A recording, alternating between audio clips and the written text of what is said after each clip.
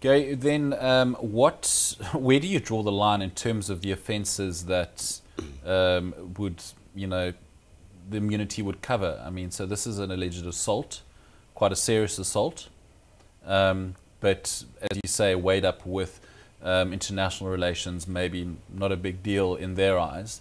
But then what other offences would then sort of, make it, would change the scenario? Well, there are many different examples around the world in the last 50 years. One comes to mind of a relatively low-ranking Ghanaian official whose son was allegedly involved in rapes in New York City. He was arrested, and then the American government decided to grant him immunity from prosecution.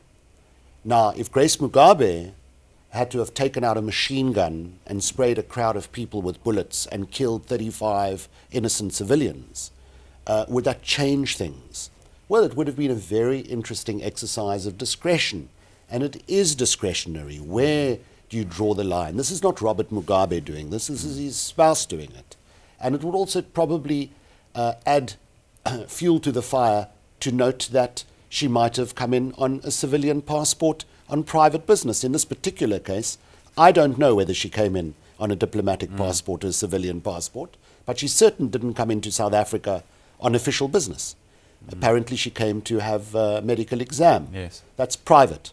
It seems that international law, international comparative law, doesn't differentiate between head of state immunity applying only when the head of state or immediate family members are on official business or on private business.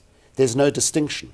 So one can only imagine that had she taken out a machete and murdered people in cold blood, or taken out a submachine gun and done the same thing, what would our government then say? I mean, we certainly are not there, but this would be a test case and certainly quite an exciting discussion. Gary, well, the Department of Home Affairs and the police have referred our queries to the Diplomatic Immunities and Privileges Act, their spokesperson, DIRCO, as they are called, and they referred our queries back to the police. So it's been a bit of a roundabout in trying to gain answers in whether this immunity was gazetted in advance. But moreover, I mean, what if this exception is made, as you mentioned earlier, where would the trial and subsequent sentencing, or where would that take place?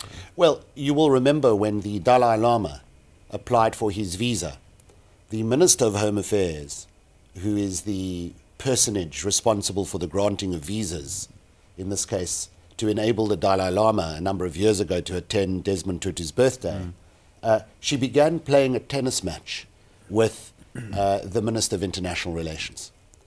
Why? Well, it did go to the Supreme Court of Appeal, and the question was asked in open court. And that was one way of deflecting the question. In this case, it would also appear now, since this occurred, and the charge was laid by the complainant, that there's now a tennis match between the various authorities of government. Well, this is typical. This is a sort of typical reaction where no specific answer is going to be given. From the Minister of Police and Minister of Justice and various officials at DIRCO and the prosecutorial authorities and the police authorities, there are now many cooks in the kitchen.